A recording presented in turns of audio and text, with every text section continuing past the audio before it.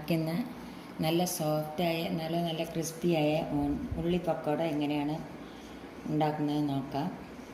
ഇത് ടൊമാറ്റോ സോസിൻ്റെ കൂടെ എല്ലാം കഴിക്കാൻ നല്ല ടേസ്റ്റാണ്. കണ്ടില്ലേ, ഇതേമാതിരി നല്ല ക്രിസ്പിയാണ്. കണ്ടില്ലേ, ഇതേമാതിരി.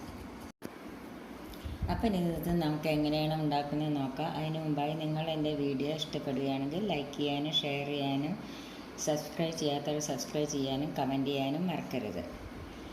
ഇനി നമുക്കതെങ്ങനെയാണ് ഉണ്ടാക്കുന്നത് നോക്കാം.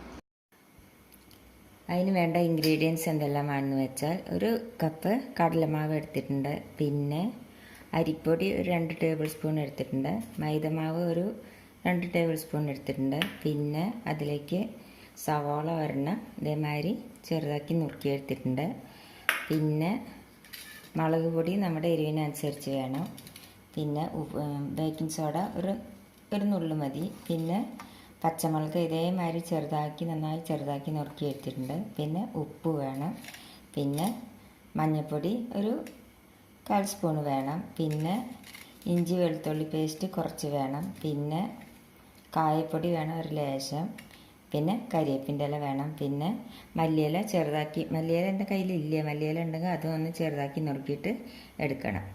ഇനി നമുക്കത് എങ്ങനെയാണ് ഉണ്ടാക്കുന്നത് നോക്കാം. ആദ്യം നമുക്കൊരു ബൗളിലെടുക്കാം. ഇതിലേക്ക് കുറച്ച് ചൂടുള്ള എണ്ണ ഒഴിക്കുന്നുണ്ട് കേട്ടോ ഞാൻ അവസാനം. അതിലേക്ക് നമുക്ക് ഈ ഉള്ളി ഇട്ട് കൊടുക്കാം.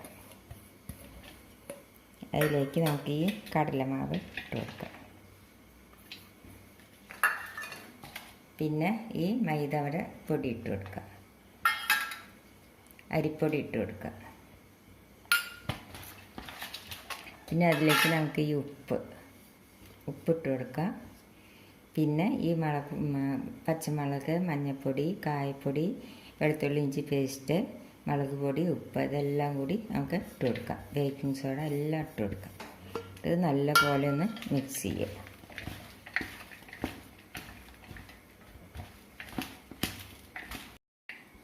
ഇത് നല്ലപോലെ മിക്സ് ചെയ്തു. കാരണം സവാളയിൽ തന്നെ നമുക്കതിൽ കുറച്ചിങ്ങനെ വെള്ളം ഇറങ്ങി വരും.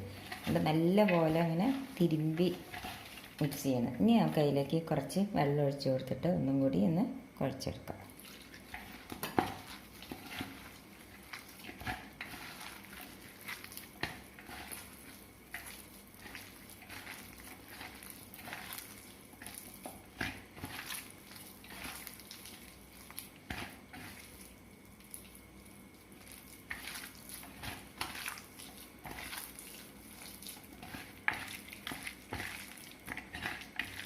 കണ്ടില്ലേ, ഇതേമാതിരി നല്ലപോലെ ഒന്നുകൂടി കുഴച്ചെടുക്കും.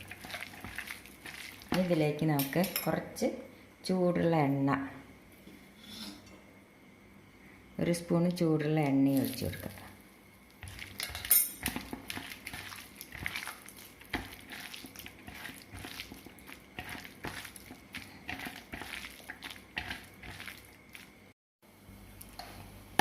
ഇപ്പം നമ്മുടെ പക്കോടയ്ക്കുള്ള മാവ് റെഡിയായി. ഇനി നമുക്കത് എങ്ങനെയാണ് ഉണ്ടാക്കുന്നത് നോക്കാം. നമുക്കൊരു ചീനച്ചട്ടിയിൽ എണ്ണ അടുപ്പത്ത് വെച്ചു.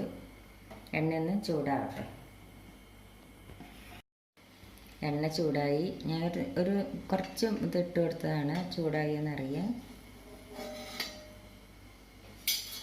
ഇനി നമുക്ക് കുറച്ചായിട്ട് ഇതിലേക്ക് ഇട്ട് കൊടുക്കാം. കണ്ടില്ലേ, ഇതേമാതിരി എടുത്തിട്ട് വേണം ഇട്ട് കൊടുക്കാം. തീ ഒന്ന് സിമ്മിലാക്കി വയ്ക്കാം.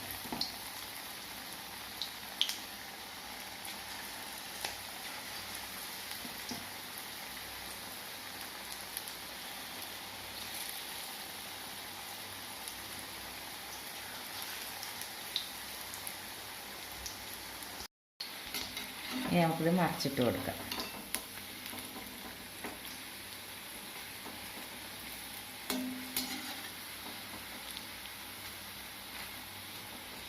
ഇത് പെട്ടെന്ന് നമുക്ക് ഉണ്ടാക്കിയെടുക്കാവുന്ന ഒരു പലഹാരമാണ്. നമുക്കിനി ഇത് വാങ്ങാം. കണ്ടില്ലേ, കളറെല്ലാം മാറി ഇതുണ്ട്.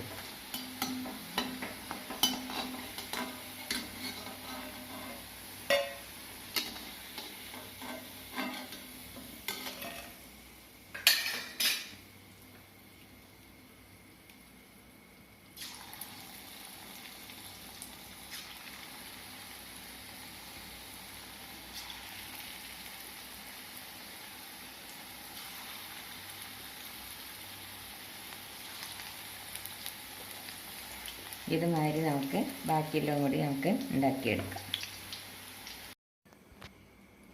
ഇപ്പം നമ്മുടെ ക്രിസ്പിയായ നല്ല സോഫ്റ്റായ ഓനിയൻ പക്കോട റെഡിയായി. ഇത് നിങ്ങളെല്ലാവരും ട്രൈ ചെയ്ത് നോക്കണം. എല്ലാവർക്കും ഇഷ്ടപ്പെടും. കുട്ടികളെല്ലാം 4 മണിക്ക് വരുമ്പോൾ ഉണ്ടാക്കി കൊടുക്കാൻ പെട്ടെന്ന് ഉണ്ടാക്കി കൊടുക്കാൻ പറ്റുന്ന ഒരു പലഹാരമാണ്. എല്ലാവരും ട്രൈ ചെയ്ത് നോക്കുമല്ലോ. താങ്ക്